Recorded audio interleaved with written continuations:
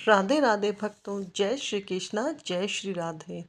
आप सभी को पूर्णिमा की बहुत बहुत बधाई हो।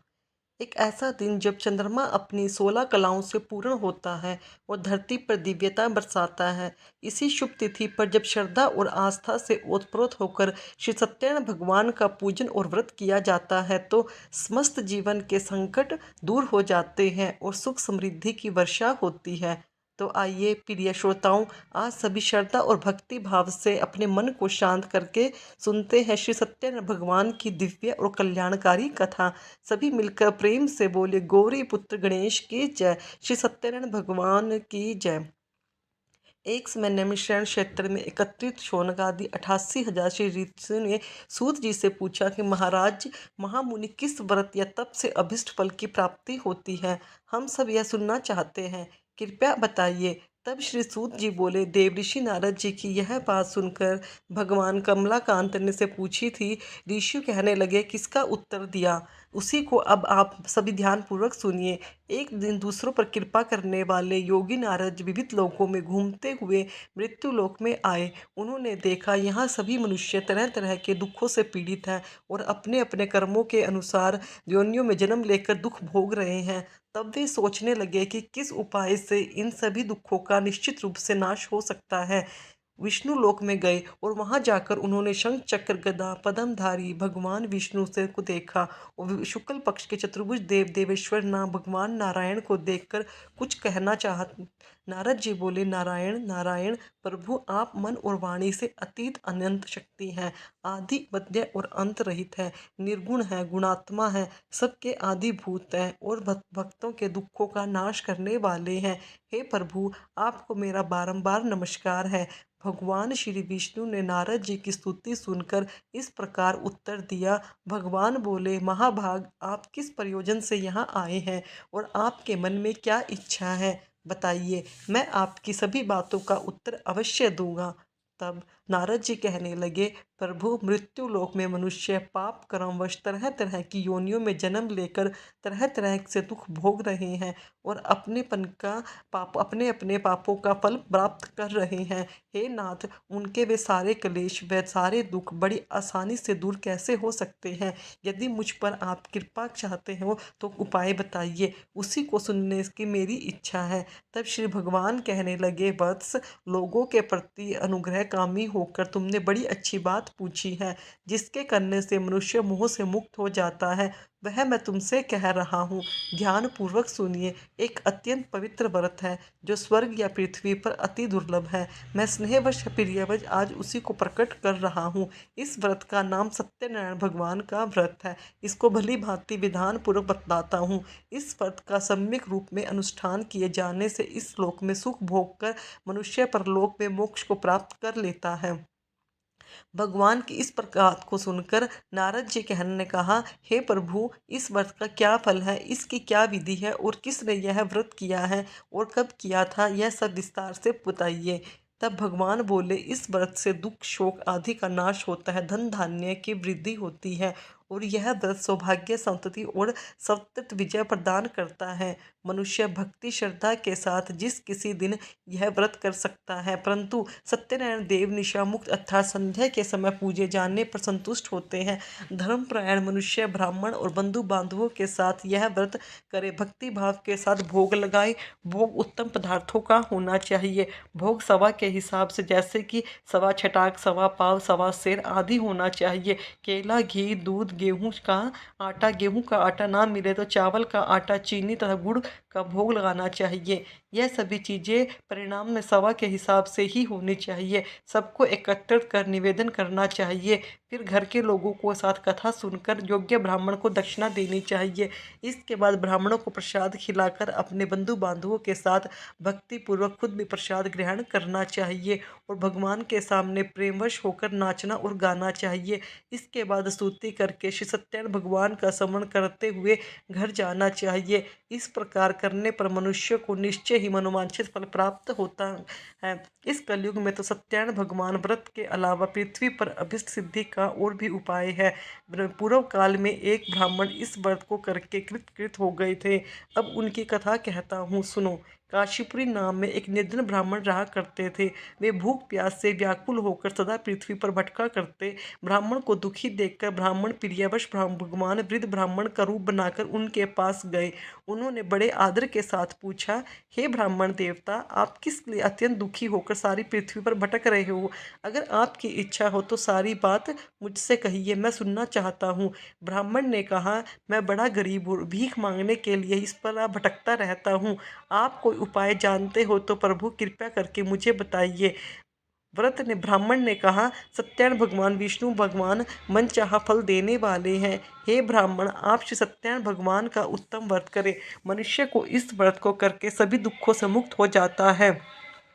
भगवान बोले। वृद्ध ब्राह्मण सत्यान भगवान को आदर पूर्वक व्रत की विधि बताकर वहां से अंतर्ध्यान हो गए। इसके बाद वे ब्राह्मण मन ही मन भगवान का चिंतन करते हुए अपने घर लौटे। उन्होंने समझा कि नारायण ने ही मुझको यह व्रत बताया है, इसलिए मैं इस व्रत को अवश्य करूंगा। ब्राह्मण इसी सोच विचार में उनको रात में नींद भी नहीं आई। प्रातःकाल उठते ही मैं सत्यान भगवान का व्रत करूंगा, यह संकल्प करके वह ब्राह्मण भिक्षा के लिए चल दिए। उस दिन ब्राह्मण को और दिन की अपेक्षा अधिक धन की प्राप्ति हुई। उसके द्वारा उन्होंने बंधु बांधवों के साथ सत्यान भगवान का व्रत किया और उस व्रत के प्रभाव से वे श्रेष्ठ ब्राह्मण सभी दुखों से छूटकर संपूर्ण संपत्ति से उत्पन्न हुए और वे सभी हर महीने सत्यानारायण भगवान का व्रत करने लगे। श्री भगवान ने आगे कहा, हे देव ऋषि, वे उत्तम ब्राह्मण रूपी वृद्ध रूपी ब्राह्मण ने नारायण के द्वारा व्रत को जानकर सभी पापों से मुक्त हो गए और उन्होंने दुर्लभ मोक्ष की प्राप्ति की। हे नारद, जिस समय इस व्रत को पृथ्वी पर प्रचार होगा उसी समय मनुष्य के सभी दुख कट जाएंगे।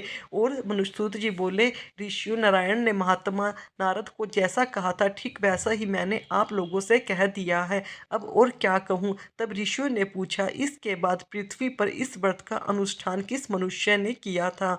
हे मुनि, यह हम सब सुनना चाहते हैं, इस विषय में हमारी बड़ी ही श्रद्धा है। तब सूत जी कहने लगे, मुनियों, उसके बाद पृथ्वी पर किसने यह व्रत किया था और यह व्रत सुना था? एक दिन श्रेष्ठ ब्राह्मण अपने बंधु बांधवों के साथ अपने वैभव के अनुसार व्रत कर रहे थे। उसी समय वहां एक लकड़हारा आया। लकड़हारे ने अब लकड़ी बाहर रख दी और ब्राह्मण के घर के अंदर चला गया। उस समय वह प्यास से पीड़ित उन था। उस ब्राह्मण को कार्य में लगे देखकर प्रणाम करके उसने पूछा, महाराज, आप यह क्या कर रहे हो? ब्राह्मण ने कहा, यह श्री सत्यानारायण भगवान का व्रत है। यह व्रत दुख दरिद्रता का नाश करने वाला है और सभी प्रकार की इच्छित वस्तुओं को देता है, पुत्र पौत्र आदि की वृद्धि करता है। इस व्रत के प्रभाव से धन धान्य आदि महान समृद्धि में से मेरा घर भर गया है। ब्राह्मण की इस बात को सुनकर लकड़हारे को बड़ी प्रसन्नता हुई। वह जल पीकर प्रसाद लेकर शांत मन से श्री सत्यनारायण देव का चिंतन करता हुआ अपने नगर में चला गया। उसने मन ही मन कहा कि आज लकड़ियों के बेचने पर मुझे जो कुछ भी मिलेगा उसी के द्वारा मैं श्री सत्यदेव का उत्तम व्रत करूंगा। इस प्रकार मन में विचार कर वह लकड़ियों के बोझ को सिर पर उठाकर नगर में जहाँ धनी लोग रहते थे वहां पर गया। आज लकड़हारे को लकड़ियों के दुगना दाम मिले। उस मन में प्रसन्न हो गया और पक्के केले की फली, चीनी, घी, दूध और गेहूं का आटा सब वस्तें सवाई हिसाब से लेकर घर पहुंचा। इसके बाद बंधु बांधवों को निमंत्रण देकर उसने विधि पूर्वक यह व्रत किया।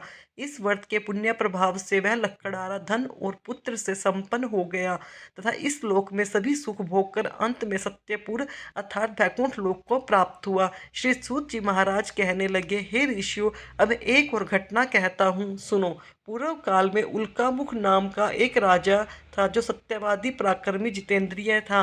वे बुद्धिमान राजा प्रतिदिन भगवान के मंदिर में जाते थे और धन देकर ब्राह्मणों को संतुष्ट करते थे। उनकी पत्नी का नाम भद्रशीला नाम था। वह सरोज वंदना, प्रमुग्धा और पति प्रायण स्त्री थी। राजा रानी के साथ समुद्र के तट पर जाकर श्री सत्यनारायण भगवान का व्रत किया करते थे।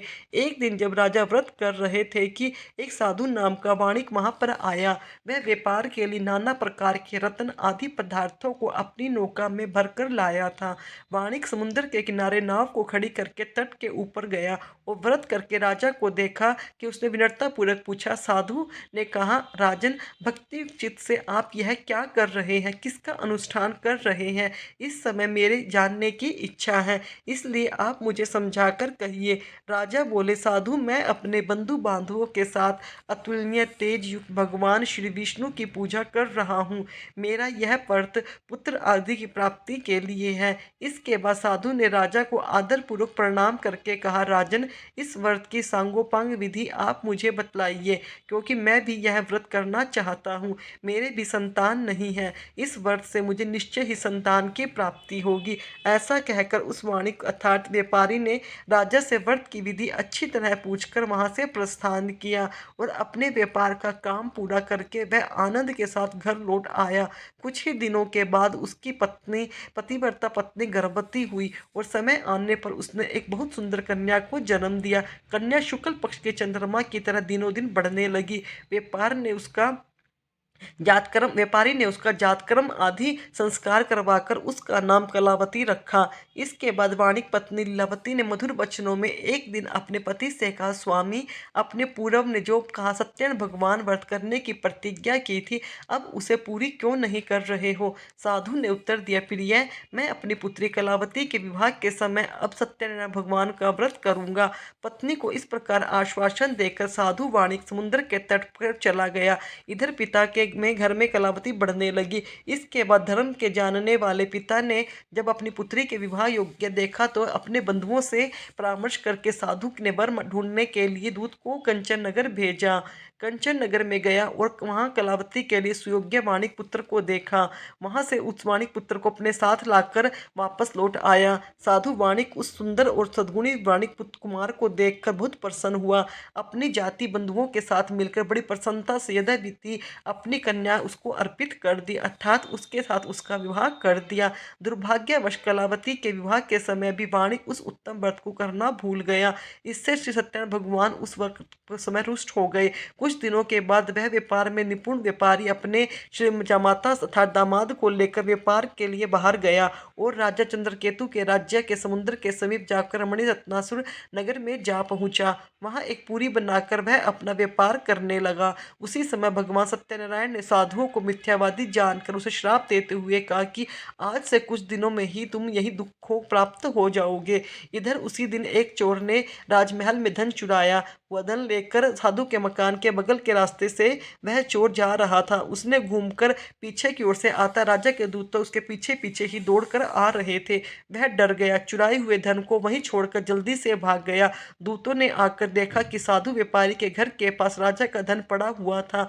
तब उन्होंने जामाता के साथ उस साधु व्यापारी को पकड़ लिया। उन दोनों को बांधकर बड़ी प्रसन्नता से तुरंत राजा के पास ले जाकर कहा कि हे प्रभु, दो चोर पकड़कर हम लाए हैं, इन्हें देखिए और आज्ञा दीजिए कि क्या किया जाए। इसके बाद राजा की आज्ञा से दूतों ने दोनों व्यापारियों को अच्छी तरह बांधकर बड़ी कठिन कारावास में डाल दिया। उस समय उनके संबंध में कोई विचार नहीं किया। उन दोनों ने बहुत कहा कि सत्यनारायण भगवान की माया से किसी की ने उनकी एक भी नहीं सुनी। इसके बाद राजा चंद्रकेतु ने उनकी सारी संपत्ति छीन ली। इधर सत्यदेव ने श्राप से घर पे लीलावती और कलावती भी बहुत दुख इस प्रकार कलावती भी प्रतिदिन अन्न के लिए भटकने लगी। चोर चुरा कर ले गए। लीलावती मानसिक और घर से निकली, किसी ब्राह्मण के घर पहुंची। उसने वहां देखा कि सत्यनारायण भगवान का व्रत हो रहा है। वहां वहीं बैठ गई। कथा सुनकर उसने भगवान से मनोरथ पूर्ति के लिए प्रार्थना की। इसके बाद प्रसाद लेकर उसी रात को वह अपने घर लौट आई।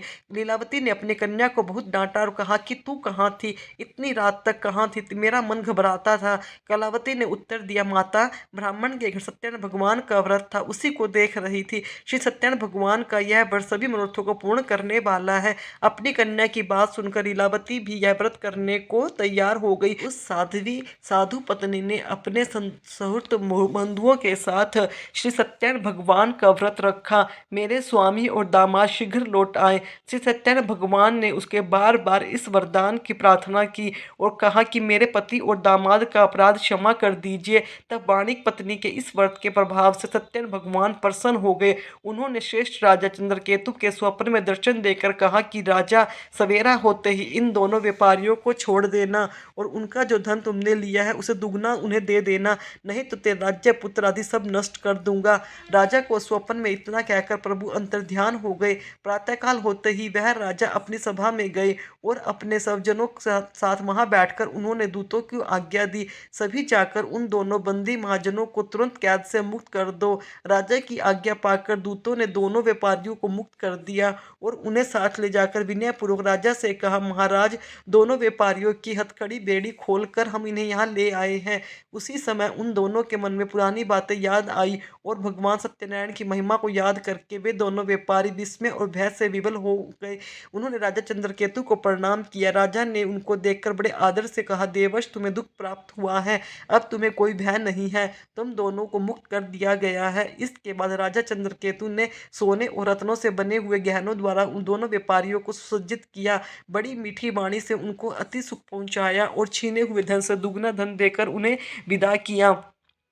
घर जाओ, साधु ने राजा को प्रणाम करके कहा, राजन, आपकी कृपा से ही मैं घर जाने में समर्थ हो सका हूँ। उस समय साधु ने मंगलाचार करते हुए यात्रा प्रारंभ की, ब्राह्मणों को धन का दान दिया, अपने नगर की ओर दोनों चल पड़े। कुछ ही दूर जाने पर बढ़ने पर भगवान सत्यनारायण ने दंडी वेश में जाकर उनको पूछा कि तुम्हारी नाव में क्या है। तब महाराज बड़े गर्व के साथ साधु की अवहेलना करके उसी हंसी उड़ाते हुए कहा, दंडी, क्यों पूछ रहे हो? तुम्हें रुपये चाहिए क्या? मेरी नाव में तो लता और पत्ते भरे हुए हैं। दंडी के वेश में आए हुए श्री सत्यनारायण भगवान साधु के इस निष्ठुर वचनों को सुनकर कहने लगे कि तुम्हारा वचन सत्य हो। ऐसा कहकर वे तुरंत ही वहां से चल दिए। दंडी के कुछ दूर चले जाने पर साधु भी समुद्र के किनारे पहुंचा और नित्य क्रिया आदि करके जब वह अपनी नाव पर गया तो उसने देखा कि नाव में तो लता और पत्ते भरे हुए हैं। यह देखकर उसे बड़ा आश्चर्य हुआ। वह मूर्छित होकर धरती पर गिर पड़ा। थोड़ी देर के बाद होश आने पर वह बड़ी चिंता में डूब गया। उसने अपने ससुर की यह दशा देखकर दामाद ने उससे कहा कि आप किस चीज के लिए शोक कर रहे हो? यह तो दंडी महाराज का श्राप का फल है। वे सब कुछ करने में समर्थ है, वे ही हरता है, इसमें कोई भी संदेह नहीं है। हम दोनों चलकर उन्हीं की शरण में चलते हैं, हमारे मनोरथ पूर्ण हो जाएंगे। दामाद की यह बात सुनकर साधु व्यापारी दौड़कर दंडी के पास पहुंचा।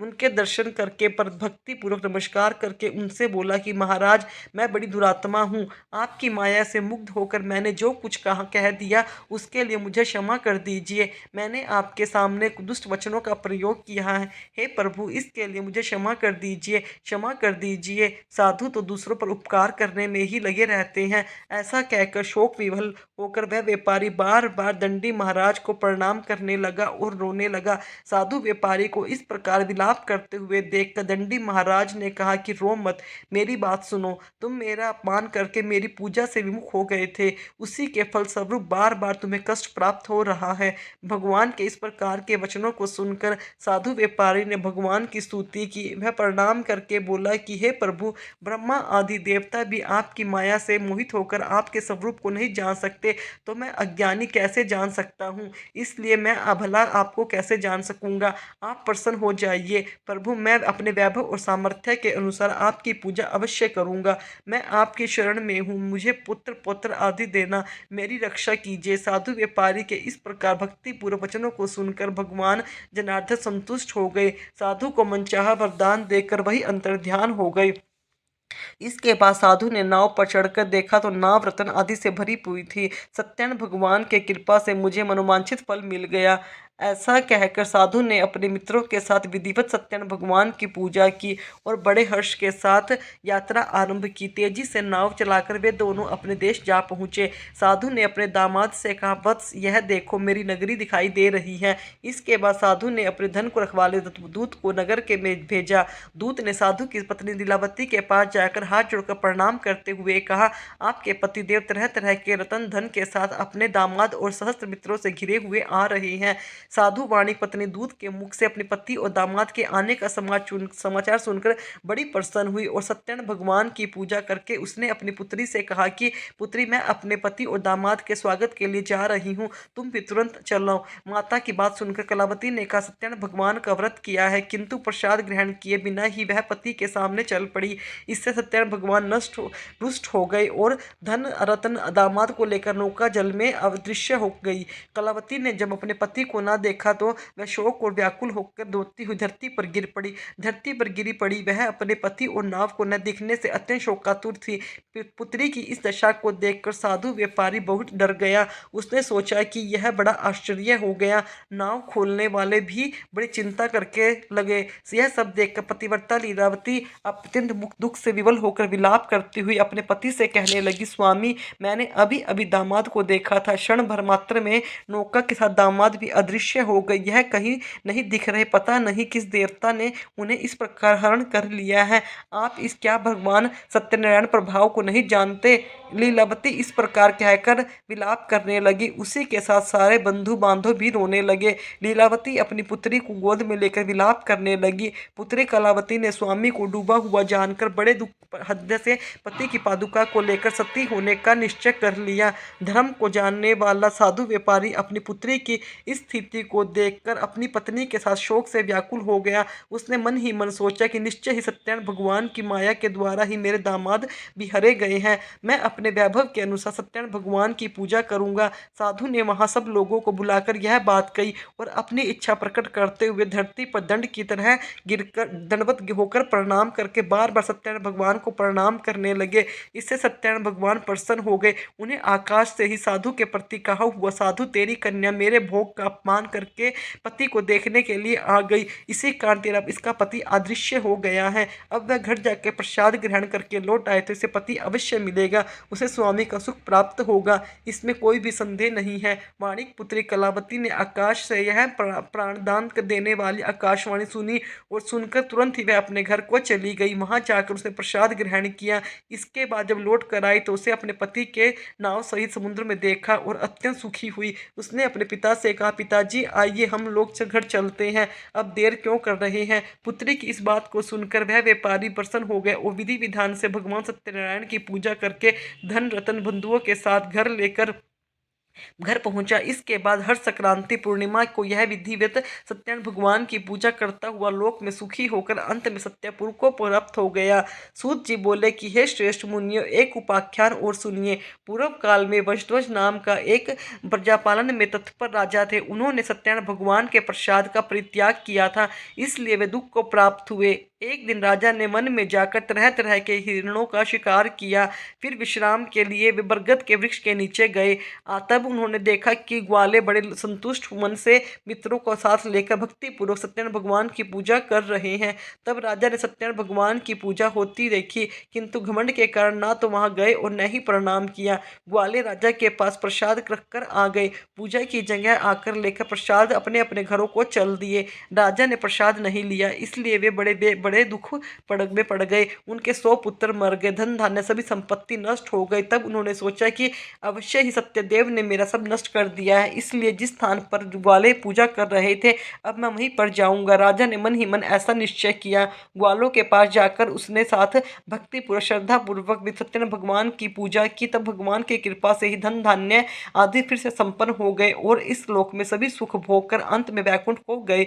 जो मनुष्य इस परम दुर्लभ से सत्यनारायण भगवान के व्रत की कथा को सुनता है, व्रत का आचरण करता है, भक्ति मुक्ति दायिनी इस पवित्र कथा को सुनता है, वह भगवान सत्यनारायण की कृपा से धन धान्य आदि सुख समृद्धि को प्राप्त होता है। इससे दरिद्रता को धन की प्राप्ति होती है, बंदी बंधन से छूट जाता है, भयभीत भय से मुक्ति को पा लेता है और मनुष्य इस लोक में सभी मनोवांछित फल को पाकर अंत में वैकुंठ लोक को जाता है। यह सत्य है, इसमें कोई भी संदेह नहीं है। सूत जी कहते हैं कि ब्राह्मणों, आप लोगों को इस प्रकार मैंने श्री सत्यनारायण व्रत की महिमा सुनाई। इस व्रत का पालन करके मनुष्य सभी दुखों से मुक्त हो जाता है। विशेषतः कलयुग में श्री सत्यनारायण भगवान की पूजा महान फल देने वाली है।